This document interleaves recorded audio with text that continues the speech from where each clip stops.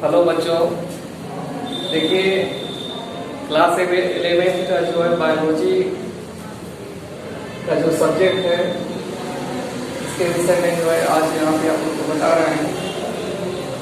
तो class 11th में जो है बायोलॉजी में जो फर्स्ट चैप्टर है वो है जीव जगत। चैप्टर पढ़ाने से पहले जो है आपका परिचय दे रहे हैं। मेरा नाम अजय कुमार मिश्रा है और यहाँ पे बायोलॉजी पढ़ाने के लिए जो है बुलाया गया है।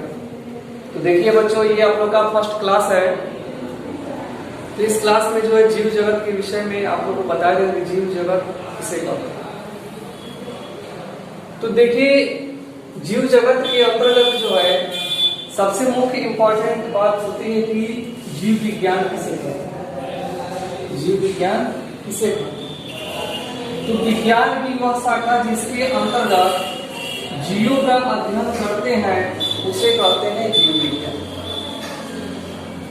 जीव विज्ञान नाम से ही आप लोग समझ सकते हैं कि जो उसका प्रारंभिक नाम है जीव विज्ञान।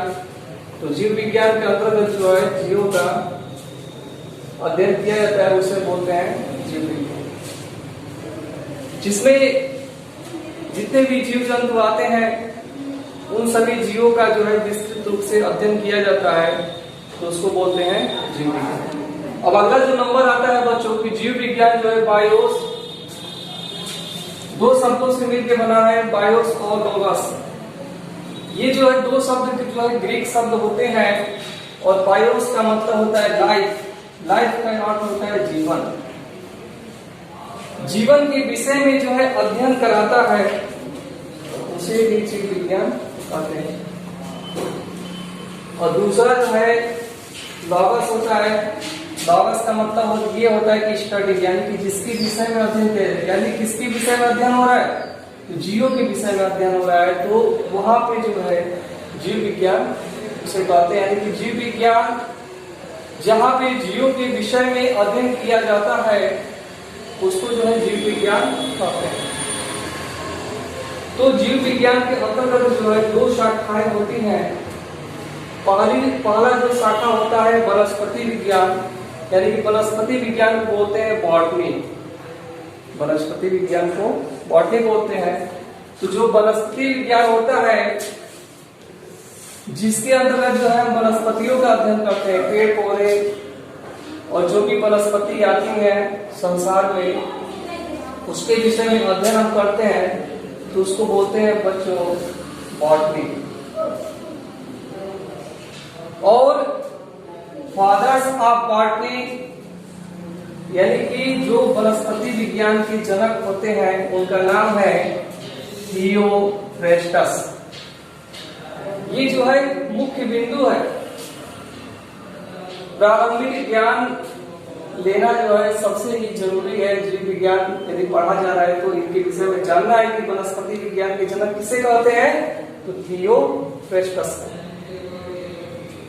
अब जो अगला नंबर है बच्चों वह है जंतु विज्ञान। जंतु विज्ञान को इंग्लिश में बोलते हैं जूलॉजी, जिसमें इसकी दो शाखाएं हैं। पहला वनस्पति विज्ञान और दूसरा जो है जंतु विज्ञान। और जंतु विज्ञान को बोलते हैं जूलॉजी। और जूलॉजी यानी कि जंतु विज्ञान के जनक कौन है, तो अरस्तु। फादर्स ऑफ जूलॉजी किसे कहते हैं, अरस्तु कहते हैं। यानी कि जंतु विज्ञान के पिता अरस्तु को कहा जाता है और जब वनस्पति विज्ञान के पिता थियोफ्रेस्टस को कहा जाता है। फादर्स ऑफ जूलॉजी यानी कि अरस्तु। जंतु विज्ञान के जनक कौन है, तो अरस्तु है। अब जो अगला नंबर आता है बच्चों, यहाँ पे दो शाखा के विषय में आपको बताया गया कि जीव विज्ञान की दो शाखाएं होती है। पहला वनस्पति विज्ञान, दूसरा जो है जंतु विज्ञान। वनस्पति विज्ञान को इंग्लिश में बोलते हैं बॉटनी और जंतु विज्ञान को इंग्लिश में बोलते हैं जूलॉजी। अब जो अगला नंबर है वह है सजीव किसे कहते हैं। जीव जगत है, तो जीव जगत में जो है सजीव आते हैं, तो सजीव जो है किसे कहते हैं, जिसमें जीवों का अध्ययन किया जाता है। तो सजीव में जो बच्चों जीव 100 प्रति आकृति स्वप्रति आकृति का तात्पर्य यह होता है कि जीव जो है अपने ही समान संतान की उत्पत्ति करते हैं।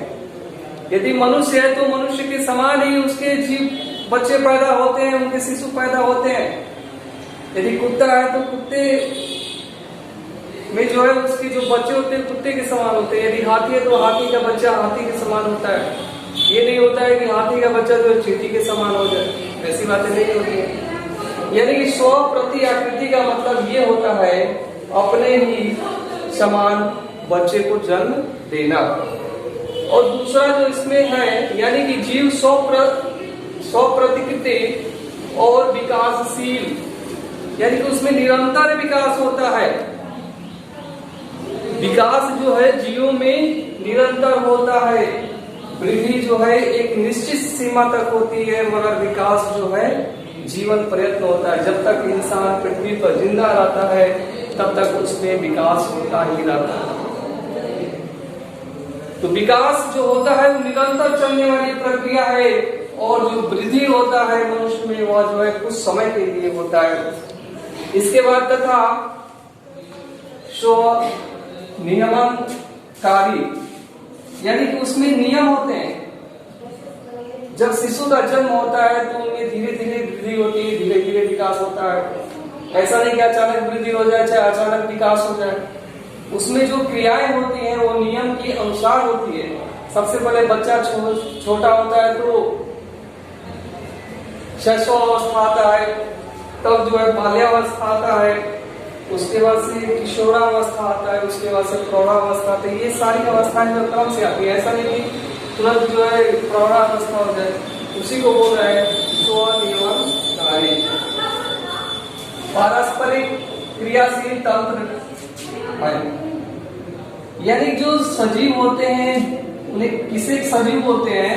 तो जीव जो स्वप्रतिकृति, विकासशील तथा स्वनियमनकारी और पारस्परिक क्रियाशील तंत्र है, जो बाह्य उद्दीपकों के प्रति अनुक्रिया की क्षमता रखते हैं। यानी कि बाह्य जो उद्दीपक होते हैं उनके द्वारा जो है इनमें क्रियाएं होती हैं, और उन्हें ही क्या बोलते हैं बच्चों? सजीव बोलते हैं। इसके बाद से जो अगला नंबर है वो है विशिष्ट लक्षण। तो विशिष्ट लक्षण किसे कहते हैं? तो वे लक्षण जो केवल सजीव में पाए जाते हैं उन्हें जो है विशिष्ट लक्षण कहते हैं। जो लक्षण जो सजीव में दिखाई देते हैं उनको हम लोग विशिष्ट लक्षण कहते हैं। सिर्फ सजीव में पाए, निर्जीव में नहीं मिलता इस प्रकार के लक्षण। तो अब देखिए बच्चों, जो अगला नंबर है यहाँ पे जो है जीवधारियों के लक्षण, यानी कि कैरेक्टरिस्टिक ऑफ लिविंग ऑर्गेनिज्म। यानी कि जो लिविंग ऑर्गेनिज्म है, यानी कि जो जीवधारी है उनमें क्या क्या लक्षण पाए जाते हैं, क्या क्या गुण पाए जाते हैं।